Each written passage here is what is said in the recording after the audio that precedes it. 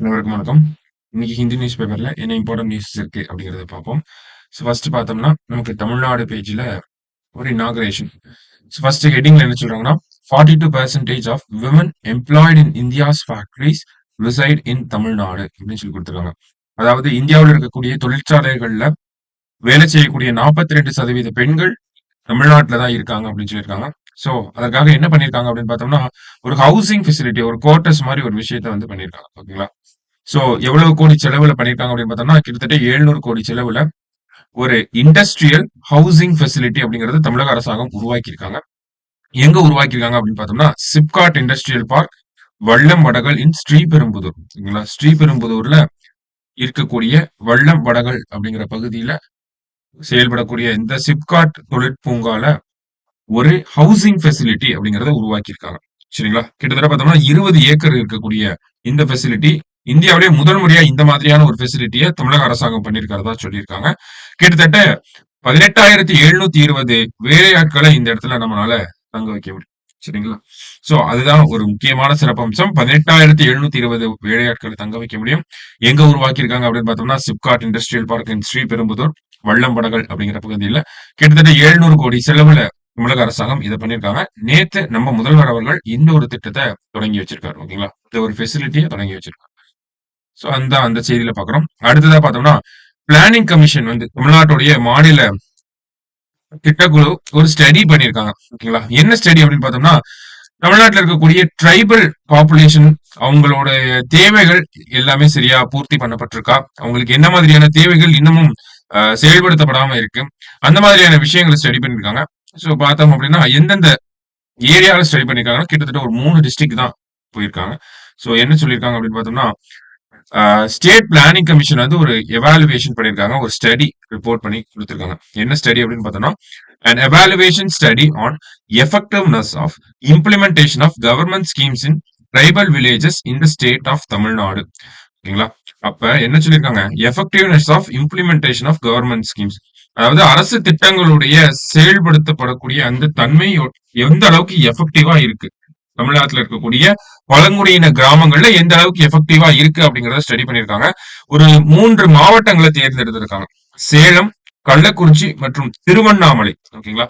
சேலம், கள்ளக்குறிச்சி மற்றும் திருவண்ணாமலை மாவட்டங்களை தேர்ந்தெடுத்து அந்த இடத்துல இருக்கக்கூடிய பழங்குடியின கிராமங்களை போய் விசிட் பண்ணி அங்க அவங்களுக்கு அடிப்படை தேவைகள் இருக்கா, போக்குவரத்து வசதி இருக்கா, கல்வி எப்படி இருக்கு, அவங்க எல்லார்கிட்டயும் ஆதார் கார்டு, ஓட்டர் ஐடி எல்லாம் இருக்கா, அவங்க கிட்ட எல்லாம் பேங்க் அக்கௌண்ட் இருக்கா அப்படிங்கிற எல்லா விஷயத்தையும் ஸ்டடி பண்ணிருக்காங்க. அந்த அளவுல பார்த்தோம் அப்படின்னா முக்கியமான ஃபைண்டிங்ஸ் அப்படிங்கறது இந்த இடத்துல கொடுத்திருக்காங்க. சோ கிட்டத்தட்ட 94% பேர் வந்து கான்கிரீட் வீடுகள் வச்சிருக்காங்க. ஒரு 6% மக்கள் வந்து பார்த்தோம்னா இன்னமும் குடிசைகள்ல வாழ்றதா சொல்லியிருக்காங்க. கிட்டத்தட்ட இருக்கக்கூடிய 50 சர்வே பண்ணப்பட்ட 3 டிஸ்ட்ரிக்ட்ல பார்த்தோம்னா 57% வீடுகளுக்கு வந்து குடிநீர் வசதி அப்படிங்கிறது இருக்கு. ஓகேங்களா? கிட்டத்தட்ட 95% வீடுகளுக்கு பார்த்தோம்னா எலக்ட்ரிசிட்டி அப்படிங்கிறது இருக்கு. 50% வீடுகளுக்கும் கம்மியாக தான் டாய்லெட் ஃபெசிலிட்டிஸ் அப்படிங்கறத வச்சிருக்காங்க. இன்னமும் 40% வீடுகள்ல கட்டைகளை வச்சுதான் குக்கிங் பண்ணிட்டு இருக்காங்க. அதாவது அந்த விறகுகளை வச்சுதான் வந்து அடுப்பு எரிச்சிட்டு இருக்காங்க அப்படிங்கிற ஒரு நிலை இருக்கிறதாக சொல்லியிருக்காங்க. அதே மாதிரி பார்த்தோம்னா கிட்டத்தட்ட 75% மக்கள், இந்த பழங்குடியின மக்கள் பார்த்தோம் அப்படின்னா அந்த சர்வே பண்ணப்பட்ட டிஸ்ட்ரிக்ட்ஸ்ல மாத வருமானம் அப்படிங்கிறது 5,000 ரூபாயாக இருக்கிறதாக சொல்லியிருக்காங்க. அவங்களுடைய அன்றாட உணவு தேவைகளுக்காக ஒரு 1,300 ரூபாய் செலவாகுது அப்படின்னு சொல்லியிருக்காங்க. அதே மாதிரி வண்டி வச்சிருப்போம், எல்லாருமே 2 வீலர் வச்சிருப்போம், அதற்கு அந்த ஃபியூவல் செலவு பார்த்தோம்னா ஒரு 1,000 ரூபாய் வந்துருது அப்படிங்கறத சொல்லியிருக்காங்க. சரிங்களா? சோ இன்னமும் பார்த்தோம்னா மக்களுக்கு பழைய திட்டங்களை பத்தி நல்லா தெரிஞ்சிருக்கு. அதே மாதிரி பார்த்தோம்னா அரசாங்கத்தினுடைய பாப்புலரான ஸ்கீம்ஸ் பத்தி நல்லா தெரிஞ்சிருக்கு. ஆனா புது திட்டங்களை பத்தின ஒரு விழிப்புணர்வு அப்படிங்கிறது பழங்குடியின மக்கள் கிட்ட இல்லாம இருக்கு அப்படிங்கறத சொல்லியிருக்காங்க.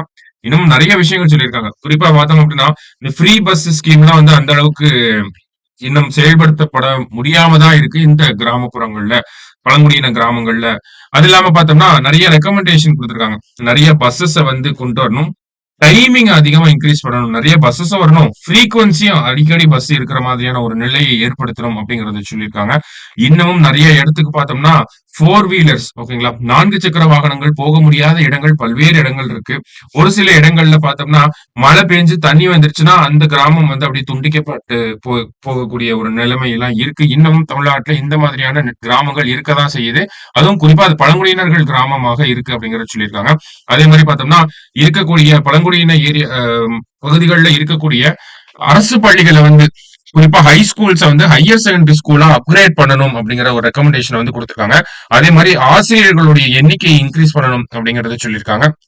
மத்தபடி பாக்குறப்ப நமக்கு பழங்குடியின பகுதிகளில் இருக்கக்கூடிய பெண்களை பொறுத்த வரைக்கும் பார்த்தோம்னா 10ஆம் வகுப்பு 12ஆம் வகுப்பு வரைக்கும் தான் படிக்கிறாங்க. அதன் பின்னர் பார்த்தோம்னா திருமணம் செஞ்சு வச்சிடுறாங்க அவங்களுக்கு. அந்த ஒரு நிலையை கம்மி பண்ணணும் அப்படின்னா அவங்க இருக்கக்கூடிய பகுதிகளிலேயே அரசு பள்ளிகள் அரசு கல்லூரிகள் அப்படிங்கறத உருவாக்கணும் அப்படிங்கிற ரெக்கமெண்டேஷன்ஸ் எல்லாம் இந்த இடத்துல நமக்கு கொடுத்திருந்தாங்க. சரிங்களா, சோ மேஜரான ரெக்கமெண்டேஷன்ஸ் தான் நான் ரீட் பண்ணி சொல்லியிருக்கேன். சோ பட் ஸ்டில் நீங்க ஒரு டைம் இந்த ஒரு ஆர்டிக்கலை ரீட் பண்ணி பாருங்க, நிறைய விஷயங்கள் நீங்களும் தெரிஞ்சுப்பீங்க. சரியா, சோ இந்த ஒரு ஆர்டிக்கல் இம்பார்ட்டண்டா இருந்துச்சு. அடுத்ததா பாக்குறப்ப நம்மளுடைய பிரதமர் அவர்கள் நிறைய விஷயங்களை நேற்று சொல்லியிருந்தாரு. குறிப்பா உலக அளவுல ஐ மீன் ஃபாரின் பாலிசி ரிலேட்டடா. சோ என்ன நடந்துச்சு அப்படின்னு பார்த்தோம்னா நேத்து தேர்ட் மீட்டிங் அப்படிங்கிறது நடந்துச்சு. என்ன மீட்டிங் அப்படின்னா third voice of the global south summit அப்படிங்கிறது நடந்துச்சு. ஓகேங்களா, விர்ச்சுவல் மீட்டிங்கா இருந்துச்சு. இந்தியா தான் ஹாஸ்ட் பண்ணியிருந்தாங்க. ஓகேங்களா, இந்தியா தான் தலைமை தாங்கி நடத்தியிருந்தாங்க. Voice of the global south summit அப்படிங்கிறது இந்தியா எடுத்து நடத்தியிருந்தாங்க. இதுல பார்த்தோம்னா உலகளாவிய வளர்ச்சி ஒப்பந்தம் அப்படிங்கறத நம்ம பிரதமர் அவர்கள் சொல்லியிருக்காரு. குளோபல் டெவலப்மெண்ட் காம்பாக்ட் அப்படிங்கிற ஒரு விஷயத்தை சொல்லியிருக்காரு. ஓகேங்களா, இந்த குளோபல் டெவலப்மெண்ட் காம்பாக்ட்னா என்ன அப்படின்னு பார்த்தோம்னா மத்த நாடுகளுக்கு குறிப்பா பார்த்தோம்னா குளோபல் சவுத் அப்படின்னா நமக்கு இந்த தெற்குல இருக்கக்கூடிய நாடுகளுக்கு இந்தியா உதவிக்கரம் அளிக்க போகுது அப்படிங்கிற ஒரு விஷயத்தை தான் நம்ம இந்த ஒரு செய்தியில இருந்து நம்ம புரிஞ்சுக்கிறோம். ரொம்ப முக்கியமான ஒரு செய்தியா இருந்துச்சு. ஓகேங்களா, குளோபல் சவுத் கண்ட்ரிஸோட ஒரு வாய்ஸ் அவங்களுக்கு தேவையான விஷயங்களை உலக அரங்கில பேசக்கூடிய ஒரு நாடாக இந்தியா தான் இருக்கு. சரிங்களா, சோ அந்த அளவுல பாக்குறப்ப நம்ம அந்த குளோபல் சவுத் எல்லாமே மிடில் அண்ட் லோ இன்கம் கண்ட்ரிஸா இருக்காங்க. அவங்களுடைய டெவலப்மெண்ட்டுக்காக இந்தியா நிறைய செலவு பண்ண போகுது. ஓகேங்களா, என்ன மாதிரியான ஏரியாஸ் செலவு பண்ண போறாங்க அப்படின்னு பார்த்தோம்னா first focusing on trade and then capacity building, technology sharing as well as trade negotiation training அப்படின்னு சொல்லி ஒரு 3 ஹெட்டிங்கா பிரிச்சு அதுக்கு கீழே இந்தியா வந்து ஒரு தொகையை செலவு பண்ண போறாங்க. அதனுடைய மொத்த மதிப்பு அப்படின்னு பார்த்தோம்னா கிட்டத்தட்ட $3.5 மில்லியன். இந்தியா மதிப்பில் பாக்குறப்ப 29 கோடி குளோபல் சவுத்ல இருக்கக்கூடிய கண்ட்ரிஸ்க்காக இந்தியா செலவு பண்ண போகுது. அதுல குறிப்பா ட்ரேடுக்காக பார்த்தோம் அப்படின்னா இந்த இடத்துல ஓவரால் அமௌண்ட் கொடுத்திருக்காங்க. நம்ம ஸ்பிளிட் அப் பண்ணி பார்த்தோம்னா ட்ரேடுக்காக இந்தியா வந்து கிட்டத்தட்ட ஒரு $2.5 மில்லியன் வந்து செலவு பண்ண போறோம். ஓகேவா, $2.5 மில்லியன் வந்து செலவு பண்ண போறோம் ட்ரேடுக்காக. அடுத்ததா பார்த்தோம் அப்படின்னா இந்த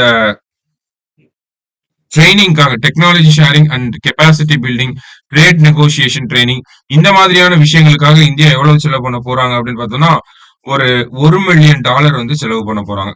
மத்தபடி பாக்குறப்ப பிரதானமா $25 மில்லியன் வந்து செலவு பண்ண போறோம். எதுக்காக அப்படின்னா இந்த வளர்ந்து வரும் நாடுகளுக்கு தெற்குலகில் இருக்கக்கூடிய வளர்ந்து வரும் நாடுகளின் எண்ம கட்டமைப்பை மேம்படுத்துவதற்காக. ஓகேங்களா, டிஜிட்டல் இன்ஃப்ராஸ்ட்ரக்சரை லோ இன்கம் கண்ட்ரீஸ்ல டெவலப் பண்ணணும் அப்படிங்கிறதுக்காக ஒரு $25 மில்லியன் வந்து நம்ம ஸ்பெண்ட் பண்ண போறோம்.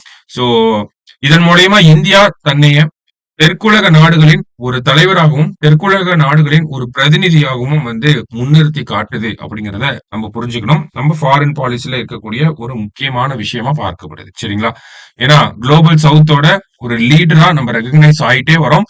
அதற்கான அடுத்த ஸ்டெப்பா தான் இது இருக்கு அப்படிங்கறத சொல்றாங்க. நம்ம பிரதமர் அவர்களுமே என்ன சொல்லியிருப்பார் அப்படின்னா குளோபல் நார்த்துக்கும் குளோபல் சவுத்துக்கும் இருக்கக்கூடிய டிஃபரன்ஸை இந்தியா கம்மி பண்ணிரும், இந்தியா தலைமையில கம்மி பண்றோம் அப்படிங்கறத சொல்லியிருப்பாங்க. சரிங்களா, சோ இந்த ஒரு ஆர்டிகல் ரொம்ப முக்கியமா இருந்துச்சு, அதையும் பார்த்து வச்சுக்கோங்க. ஓகே, சோ இன்னைக்கு நியூஸ் பேப்பரை பொறுத்த வரைக்கும் பார்த்தோம்னா 3 இம்பார்ட்டன்ட் ஆர்டிகலை பார்த்துருக்கோம். நாளைக்கு நியூஸ் பேப்பர் ரீடிங்ல வெயிட் பண்ணலாம். தேங்க்யூ.